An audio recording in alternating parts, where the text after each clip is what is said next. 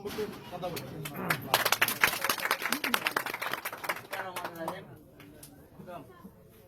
আজকের এই অনুষ্ঠানে উপস্থিত আছেন আমাদের উপজেলা বিএনপি সংগ্রামী আহ্বায়ক জনাব কামরুদ্দিন চৌধুরী লিটন সহ উপজেলা বিএনপি এবং অঙ্গ সংগঠনের নেতৃবৃন্দ, পৌরসভা বিএনপি সংগ্রামের সদস্য সচিব বেলায়েত হোসেন খোকন সহ পৌরসভা বিএনপি এবং অঙ্গ সংগঠনের নেতৃবৃন্দ এবং ঘোষবাগ ইউনিয়ন বিএনপি সংগ্রামের সভাপতি আলতাফ হোসেন দুলাল ভাই সহ ঘোষবাগ ইউনিয়ন বিএনপি এবং অঙ্গ সংগঠনের নেতৃবৃন্দ এবং আজকে যারা এই আয়োজন করেছেন আমাদের ছাত্রদলের সাবেক সাধারণ সম্পাদক ডাক্তার আনোয়ার এবং কলেজ ছাত্রদলের সাবেক যুগ্ম আহ্বায়ক শুভ, আরো কয়েকজন নাম দেখা যাচ্ছে, তারা ফারুক, রুবেল, রাব্বি, নিশাদ, আব্দুর রহমান, রাসেল সহ যারা এই আয়োজনের সাথে আছেন, আপনার সবাইকে ধন্যবাদ জানাই। দুর্যোগকালীন সময়ে আপনারা যে উদ্যোগ নিয়েছেন অবশ্যই আপনারা প্রশংসা দাবি রাখেন। আপনাদের এই আয়োজন সম্ভবত 100 জনের জন্য আজকে আপনাদের একটা আয়োজন। আমি অনুরোধ করব এর বাইরে যদি কেউ এসে থাকে আপনারা তার নাম তালিকায় রেখে দিবেন, তাকেও ত্রাণ পৌঁছানোর চেষ্টা করবেন পরবর্তী সময়ে। আর ত্রাণ দেওয়ার ক্ষেত্রে অবশ্যই কোনো ধরনের দল মত ধর্ম বর্ণ বিবেচনা করবেন না, যে নিরীহ আগে তাকে ত্রাণ দেবেন। আর আমরা যারা আজকে এই 18 বছর তো আমাদের ক্ষমতার বাইরে ছিলাম, আমরা নিজেরাই বঞ্চিত, বৈষম্যের শিকার, এখনো আমরা অনেক ক্ষেত্রে বৈষম্যের শিকার হচ্ছি। আজকে যদি একটুকু বলতে হয়, বিভিন্ন জায়গায় সরকারিভাবে যে ত্রাণ বিতরণ করা হচ্ছে সেখানে আমাদের কোনো সম্পৃক্ততা নাই। সরকারি ত্রাণকে, বিভিন্ন ত্রাণকে কেউ কেউ দলীয় ত্রাণ হিসাবে চালিয়ে যাচ্ছে। তো সেটা আমরা বলবো যে আসলে এলাকার মানুষ এত অসচেতন নয়, মানুষ বুঝে সবকিছু, কিন্তু আমরা সরকারি ত্রাণের উপর নির্ভর করে আমরা এই দলীয় কর্মকাণ্ড চালানোর মানসিকতা আমাদের নাই। আমরা বন্যা শুরু থেকে এই কবিরহাট উপজেলা এবং পৌরসভার বিভিন্ন আশ্রয়কেন্দ্রে এবং বিভিন্ন ওয়ার্ডে গিয়ে আমরা যেটুকু করতে পেরেছি এবং আমরা চেষ্টা করেছি প্রত্যেকটা বাড়িতে, প্রত্যেকটা ঘরে অন্তত আমাদের পক্ষ থেকে, বেগম খালেদা জিয়ার পক্ষ থেকে, তারেক রহমানের পক্ষ থেকে অন্তত এই একটি হলেও উপহার যেন পৌঁছে দেওয়া যায় সে চেষ্টা আমরা করেছি এবং চেষ্টা আমরা চালিয়ে যাচ্ছি। আমরা সরকারি ত্রাণকে এই নিজের ত্রাণ বানিয়ে অথবা ঢাকা থেকে চট্টগ্রাম থেকে আসা এই কারো মানবিক সংগঠনের ত্রাণকে নিজেদের দলীয় ত্রাণ হিসাবে প্রচার করিয়ে ত্রাণ দেওয়ার এই মানসিকতা, এত ছোট মানসিকতা আমাদের বিএনপি নেতা কর্মীদের নেই। আমরা ওইদিকে তাকাতে চাই না।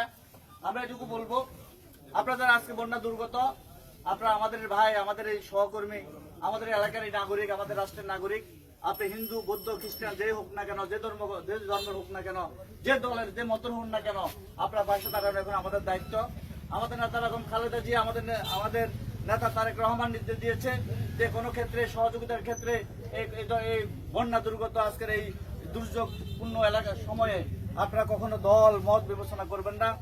দল মতের ঊর্ধ্বে উঠে, ধর্ম বর্ণের ঊর্ধ্বে উঠে মানুষের পাশে দাঁড়ান। আর আমরা আমাদের নেতা এবং নেত্রী নির্দেশ মেনে আমরা সেটা করার চেষ্টা চালিয়ে যাচ্ছি। একটা কথা মনে রাখবেন, আজকে হয়তো এই আওয়ামী লীগ ক্ষমতা থেকে যাওয়ার পর, শেখ হাসিনা পালিয়ে যাওয়ার পর আপনারা আজকে একটি মুক্ত পরিবেশ পেয়েছেন। আওয়ামী লীগ যখন ক্ষমতায় ছিল তখন তারা বলেছিল ক্ষমতা তো আমরা ছেড়ে দিতে চাই, যদি ক্ষমতা ছেড়ে দিই আমাদের কমপক্ষে 5 লক্ষ লোক মারা যাবে সারা বাংলাদেশে। কারণ তারা বুঝে তারা এত অন্যায় করেছে, হ্যাঁ এরকম করে সবার কথা ছিল। কিন্তু আজকে কি কোথাও আওয়ামী লীগের একটা লোক কি মারা গেছে? একটা লোক কি আহত হয়েছে? হয় নাই। একটা লোক কি গ্রেপ্তার হয়েছে? না। আমরা আপনাদেরকে বলে দিতে চাই যে যত বড় শত্রু হোক তার বাড়িতে হামলা করা যাবে না, তার বাড়িতে ঢুকা যাবে না। যে যত বড় শত্রু হোক তার দোকানে হামলা করা যাবে না, তার দোকানে ঢুকা যাবে না। তার মানে কি যে অপরাধী সে কি বিচারের আওতায় আসবে না? অবশ্যই আসবে। সেটা আইনিভাবে সহযোগিতা করা হবে, আইনি প্রক্রিয়ায় তাকে বিচারের আওতায় আনা হবে, শাস্তির মুখোমুখি করা হবে। যদি আপনাদের যদি কারো দ্বারা গত সময় ক্ষতিগ্রস্ত হয়ে থাকেন, আপনার কাছ থেকে যদি চাঁদা নিয়ে থাকে, আপনাদের প্রতি নির্যাতন করে থাকে, আপনার জমি যদি বেদখল করে থাকে, তাহলে আপনারা আগে থানাতে অবজেকশন দেবেন, দরখাস্ত দিবেন। সেখানে যদি প্রশাসনিকভাবে সহযোগিতা অবশ্যই পাবেন, যদি না পান আমাদেরকে জানাবেন, আমরা পরবর্তীতে কিভাবে ব্যবস্থা নিতে হয় প্রশাসনের কথা বলে আমরা আপনাদেরকে সহযোগিতা করব। কিন্তু আইন নিজের হাতে তুলে নেবার কোনো প্রয়োজন নেই। আর মনে রাখবেন, আবার বলে দিচ্ছি, এখানে উপজেলা বিএনপি নেতৃবৃন্দ আছেন, ধরে নিতে পারেন আজকে শেষ কথা, যদি আমাদের কোন নেতা কর্মীর বিরুদ্ধে অভিযোগ আসে আপনারা কারো বাড়িতে ঢুকেছেন, কারো দোকানে হামলা করেছেন, তাহলে আমি উপজেলা বিএনপির আহ্বায়ক সাহেবকে বলবো আমরা আপনার পাশে থাকবো। তাৎক্ষণিকভাবে তাকে যেন দল থেকে বহিষ্কার করা হয়। আমরা বলে দিচ্ছি যে যত বড় শত্রু হোক তার বাড়িতে ঢুকে যাবে না, তার দোকানে হামলা করা যাবে না। প্রতিবাদ করবেন, অন্যায়ের প্রতিবাদ করবেন, কিন্তু অন্যায় করা যাবে না। যারা অন্যায় করছে তাদের বিরুদ্ধে প্রতিবাদ করবেন, তারা যাতে আইনের আওতায় আসে। তার জন্য তো দোকানে ঢুকার দরকার নাই, বাড়িতে যাওয়ার দরকার নাই, দোকান দরকার আছে?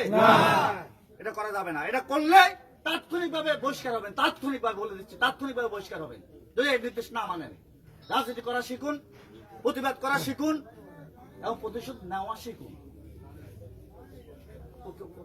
এটা যদি না বুঝেন, না জানেন, কৌশল না বুঝেন, না জানেন, তাহলে তাদেরকে দিয়ে রাজনীতি হয় না। অন্যায়ের প্রতিবাদ করা যাবে, অন্যায়ের প্রতিকারের জন্য আন্দোলন করা যাবে, ব্যবস্থা নেওয়া যাবে, কিন্তু অন্যায় করা যাবে না, নতুন করে অন্যায় করা যাবে না।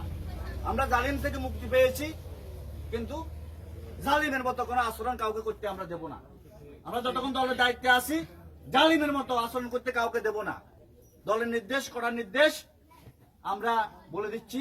যদি এরকম কোনো আচরণ কেউ করে থাকেন, থেমে যান, করার চিন্তা করেন, থেমে যান, না হয় একেবারে জানার ভিতরে 1 মিনিটের মধ্যে বহিষ্কার হবেন। আর যদি আমরা আপনাদেরকে বহিষ্কার না করি, তাহলে আমাদেরকে দল বহিষ্কার করবে, এরকম সিদ্ধান্তের নির্দেশ আছে। তাহলে তো আমরা বাঁচতে হলে আমরা আপনাদের বিরুদ্ধে ব্যবস্থা নেব, আপনাদেরকে বহিষ্কার করবো অন্যায়ের জন্য। কারণ তারেক রহমান কাউকে ছাড় দিবে না অন্যায়ের জন্য। আজকে দেখেন না, একদম শুধু বাড়ি থেকে অস্ত্র উদ্ধার হয়েছে, তো প্রশাসন তো ব্যবস্থা নিচ্ছে, নিবে, তারা তাদের নিয়ম অনুযায়ী, আইন অনুযায়ী ব্যবস্থা নেবে। এই এলাকাতে আওয়ামী লীগের অন্তত 200-500 অস্ত্রধারী আছে, সন্ত্রাসী আছে। ভাই, এটা কি আমি আর আপনি জানি, শুধু প্রশাসন জানে না? তো তাহলে তারা ব্যবস্থা নিবে, তো নিতে বাধ্য হবে তারা। আপনারা আমার কারণে না, যারা আজকে দায়িত্বে আছে সরকারের, তাদের নির্দেশে, তাদের কারণে প্রশাসন ব্যবস্থা নিতে বাধ্য হবে। সুতরাং আপনি এত হতাশ হইেন না। সম্ভবত 18 দিনে হয় নাই। 18 দিনে যদি দেশ দেখে পাইতে চান, নিয়ন্ত্রণ করতে চান, এটা কি ঠিক হবে? 18 বছর ক্ষমতার বাইরে ছিলেন, 18 বছর বঞ্চিত ছিলেন, তাহলে অন্তত 18 মাসও ধৈর্য ধরতে হবে কিছু পাইতে হইলে, সুবিধা পাইতে হইলে। হ্যাঁ, একটা পরিবেশ তৈরি হইলে 18 বছর যারা বঞ্চিত ছিল এবং পরিবেশ ভালো হয়েছে, যারা বঞ্চিত ছিল তারা কিছু সুবিধা পাবে, স্বাভাবিক নিয়মে পাবে। এটার জন্য ফাড়াফাড়ি, চিল্লাচিল্লি কিছু করার কোনো দরকার না। স্বাভাবিক নিয়মে পরিবেশ তৈরি হবে, স্বাভাবিক নিয়মে পাবেন। এটা এই রাজনীতিটা বুঝে শুনে করবেন। রাজনীতিটা যদি এই আইনের, এই নিয়মের বাইরে চলে যান, শুধু এই যে বিএনপি স্থায়ী কমিটির সবচাইতে জনপ্রিয় সদস্য হচ্ছে সালাউদ্দিন আহমেদ। বিএনপির স্থায়ী কমিটির এই মুহূর্তে সবচাইতে জনপ্রিয় সদস্য হয়েছে সালাউদ্দিন আহমেদ। গুমের শিকার হয়ে ভারতে ছিলেন, আসছে মাত্র সপ্তাহখানেক হয়েছে। ভুলবশত এসালাম, যারা শেখ হাসিনার আশেপাশে থাকি, ব্যাংক লুট করে টাকা দিয়ে, সেখানে টাকা দিছে, রেনাকে টাকা দিছে, হাজার হাজার কোটি টাকা অফার করছে, তারা তো পালায় চলে গেছে, কিন্তু তাদের কিছু গাড়ি সম্পদ রয়ে গেছে না? ভুলবশত কেউ কোনো একজন ওই গাড়িতে ওনাকে উঠে ফেলছে। তার মতো লোকরা 1 মিনিট দেরি করে না, এটা দল জানার পরে তাকে সাথে শোকজ করছে। আমি কি তার সাথে বড় নেতা? সুতরাং সংগঠন ক্ষতিগ্রস্ত হবে, এরকম কোনো কর্ম করবেন, আমরা বাঁচার জন্য হলে আপনাদের বিরুদ্ধে ব্যবস্থা নেব।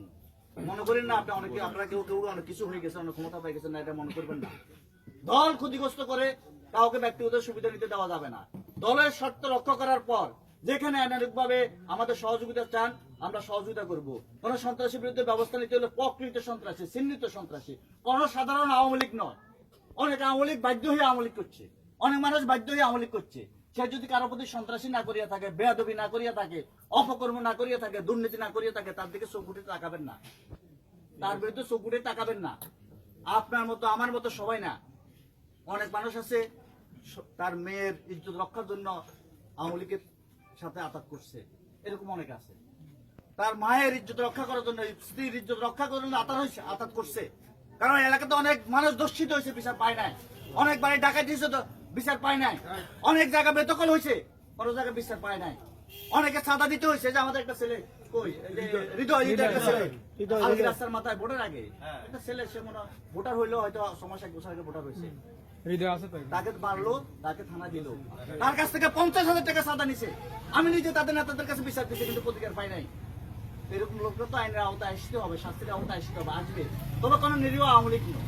আর এই ঘটনার জন্য যে তাই তার বাড়িতেও যাওয়া যাবে না, দোকানে যাওয়া যাবে না। এই জন্য তার ঘরে ঢুকে যাবে না, তার দোকানে যাওয়া যাবে না। তার দোকানের বাইরে, তার বাড়ির বাইরেও তাকে পাওয়া যাবে, তাকে থানা সুপর্দ করা যাবে, তার বিরুদ্ধে ব্যবস্থা নেওয়া যাবে। কথা বুঝতে পারছি? কোন অবস্থায় কারো বাড়িতে যাওয়া যাবে না। তার বাড়ির সবাইকে আওয়ামী লীগ করে, প্রত্যেক পরিবারে দেখবেন যে একজন হয়তো আওয়ামী লীগ করে, বেয়াদব। কিন্তু তার ফ্যামিলিতে অনেকে আছে বিএনপি করে, মহিলারা অনেকে আছে বিএনপি করে। এখন আপনি যদি তার বাড়িতে ধমক দেন, তার বাড়িতে ধমক দেন, তার দোকানে ধমক দেন, তাহলে অন্যরা তো আপনার প্রতি বিরাট